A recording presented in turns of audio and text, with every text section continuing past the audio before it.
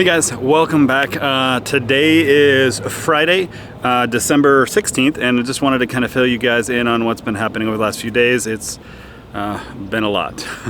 So in the last video, we basically went through the birth and bringing her up to the room. Since our last video, a bunch has happened. Nora is actually up in the NICU and inside of her little incubator. She's actually in something called an isolette, which basically helps keep her warm and cozy, and they have a little cover that basically helps her to stay dark in there as much as possible and simulate a womb, because she is only 33 weeks gestation. She has had a number of tests done. If you can think of the test, she's probably had it.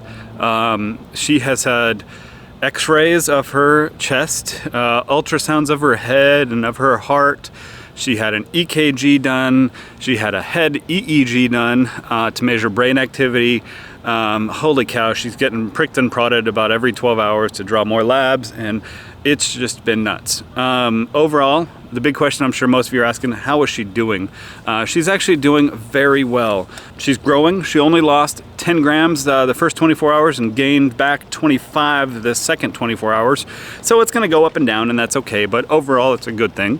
She is drinking through a tiny little bottle and nipple feeder, so that is awesome. That is great news, and because the real big thing right now is that she's trying to gain weight. We need her to gain weight so she can get out of the hospital. We also need her to gain weight so she can get her surgery done. That's the big driving factor right now, because yes, she will need open heart surgery, right? We've known that for a while. But the real big driver to that is if she's effectively able to gain weight. And a lot of that is driven by how the heart, or how her heart is performing. And a lot of that is driven by how her heart is performing.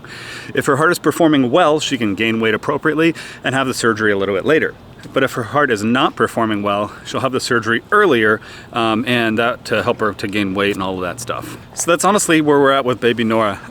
We're just going in and spending as much time as we can inside of the NICU and with her, while still trying to keep ourselves basically sane and well fed and slept as much as possible. It's definitely been a challenge.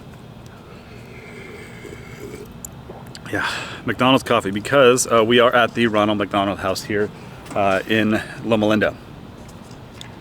That is another story. In general, they have been awesome. The resources here that they provide in terms of family support resources and food, they provide full kitchens and fridges so you can store stuff and actually eat meals here.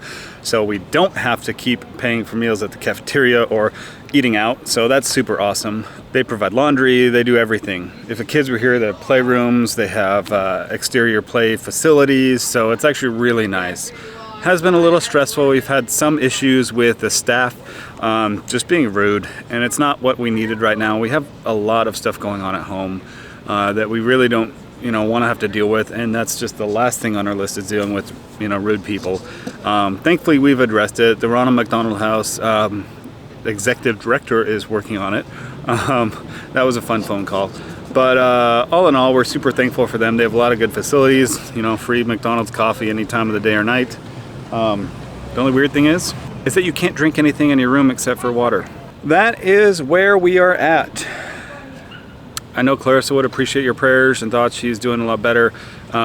She is in a lot of pain, but she's on the, some Tylenol, ibuprofen for the most part to help with that. She's just trying to move through that as easily as possible. But she's doing good overall, and we're working through everything. So I appreciate your thoughts, prayers, everything that you guys have been doing to help us out. It really means a lot. Going into this, I was definitely more worried about, the unknowns, right? And what were going to happen, or what was going to happen to us. To be honest, the things that are the most stressful right now has nothing to do with Nora. It's everything else. It's the stuff at home, the stuff here at the house with the rude people. It's a lot of stuff. And so, yeah. If you are here and you're going through this, the Ronald McDonald House is a good option for sure. They provide you with a lot, and I think there's some changes that could be made to make it better for everybody, but all in all, it's a good thing, and I'd highly recommend it if you're going through this. My tip recommendation for the day and for these last few days is to find people you can talk to. Thankfully, I've talked to my dad. He's a really good resource. We've talked to our pastor, Pastor Nate. Thanks, sir. And a lot of people we know and trust, and trust their wisdom. And so we've talked to them quite a bit, dealing with a lot of stuff the past few days. And so that's my recommendation to you, is find people that you know, like, and trust. Air your dirty laundry out to them, because you know it won't matter to them because they're good friends. And get help from them, even if it's just talking to them. That's sometimes all that you need. So be sure to be honest. It's okay to have emotions. It's okay to be sad, anxious, frustrated. What we keep reminding ourselves, though, and this is what a friend of us told us, what I'll leave you with here, is that God has us here for a reason. God will have you, if you're in this position, there for a reason. But for us, we are here for a reason. God has us here with these people, with other people at the house, at the hospital, for a specific reason. It's not an accident that we're with these specific nurses or these specific people at this house.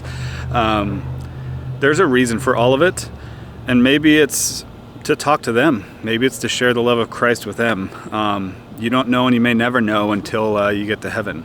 I'm trying to just keep a level head as much as possible, and know that what I say and do can affect the kingdom. And so I just need to try and treat it like that. Treat every conversation like it matters. So thanks for joining us, you guys. We really appreciate it. Oh yeah, and a lot of the more interesting stuff, like talking to friends, family about the Down syndrome stuff. We are starting a podcast. It's called Journey to Holland. There's a reason behind that name, but make sure to check that out.